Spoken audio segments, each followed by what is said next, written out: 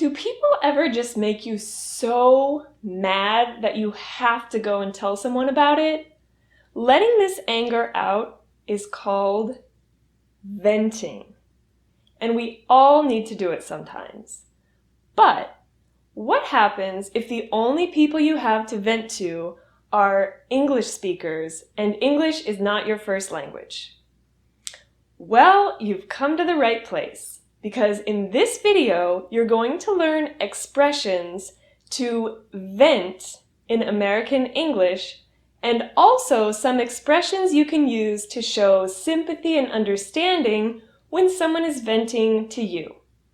So before we get started, make sure you're subscribed to our channel so that you don't miss out on any of the American expression pronunciation videos that we're going to be releasing in this series. Now, are you ready to get started? In the video, you're going to see 3 different scenarios. While you're watching the scenario, look for the expression in the orange bubble at the top of the screen, and see if you can guess what the expression means based on the context of the situation. Then, after you watch the dialogue, we're going to talk about what each expression means and practice how to pronounce it even better than a native. Are you ready to get started? Our first expression is going to be rubbed me the wrong way.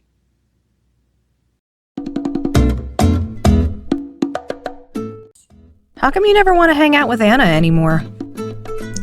Well, ever since she became a vegan, she's been making a lot of weird comments. Like the other day, I was in the middle of eating my lunch, and she came over and called me a predator. Like, I have no problem with her being a vegan, but her attitude about it just rubs me the wrong way. Oh yeah, she's taken that vegan thing really seriously.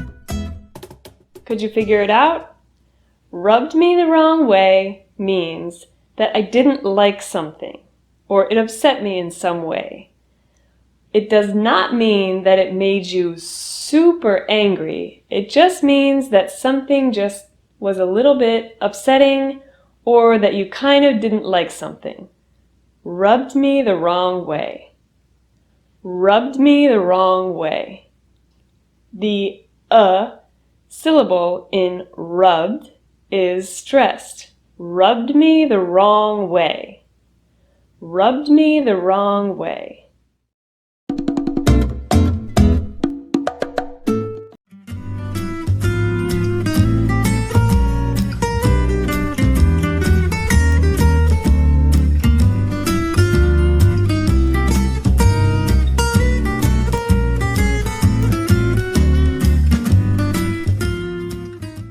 So what's the deal with Uncle Sammy? Why has he been carrying around a camera looking creepy this week? Ugh, for real. That thing is so creepy. I mean, how dare he walk around all day taking pictures of people without even asking? Ugh, I know. It's so creepy.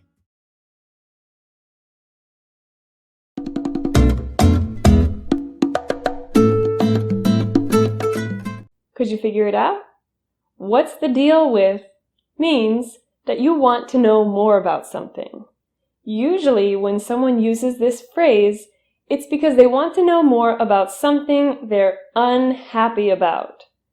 For example, you could say, "What's the deal with my cell phone bill?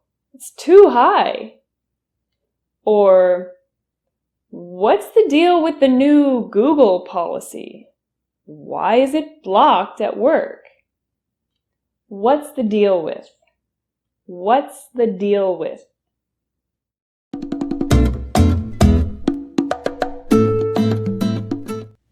For real. For real. Could you figure out what that meant? For real can have 2 different meanings. One of them is, I agree. And the other one is true. So, when someone is venting to you and you agree with what they're saying, you can say, "Oh, for real." You can also ask someone, Are you for real? Which means, are you telling the truth? So let's practice pronouncing for real. For real reduces so that the R sound in for and the R sound in real combine into one R sound. For real. For real. Are you for real? Are you for real? Great job. When you say something like, how dare you? Or, how dare she? Or, how dare he? It means, how could they possibly think of doing that? It should be something so ridiculous and so upsetting that you can't even believe that they would think about doing it. How dare she take my parking spot? How dare she get in front of me in line? How dare she call my boyfriend? Dare. How dare she?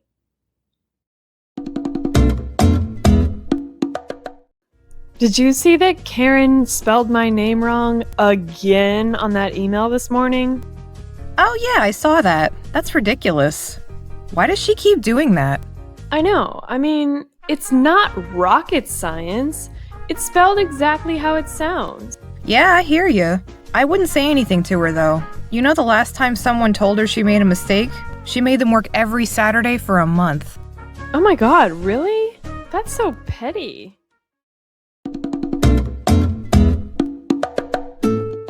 Could you figure it out?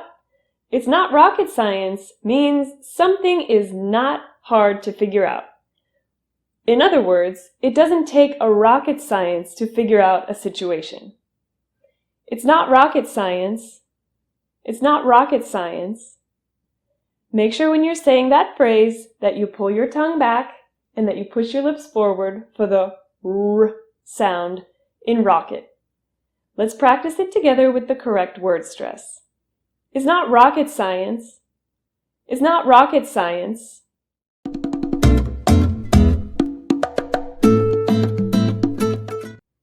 I hear ya is a way to say, I understand you, and I sympathize with what you're saying. I hear ya. The you at the end of this phrase is reduced to ya with a sound. So let's practice the phrase together and make sure that you say the you as ya. I hear ya. I hear ya. I hear ya. Great job.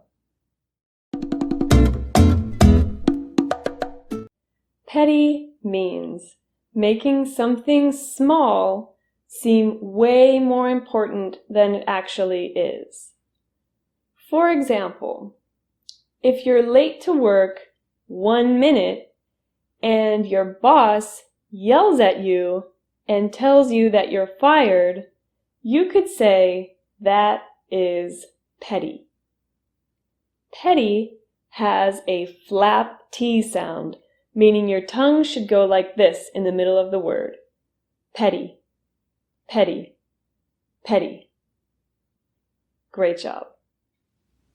So now that you've learned all of these new phrases, I have a question for you. Some people think that when their neighbors are too noisy, they should call the police. Other people think that calling the police when your neighbors are noisy is petty. What do you think? Is it petty to call the police on noisy neighbors? Tell us your opinion in the comments below. We love to read all of your comments and hear about all of your opinions. And I will respond with feedback on your English in the comments section. Looking forward to hearing from you. Great job. Now you're already on your way to speaking English better than a native. But you know what's even more important than using these American expressions? Using correct pronunciation. So visit us at the link in the description to check out our fluency program and subscribe to our channel to start speaking better than a native today.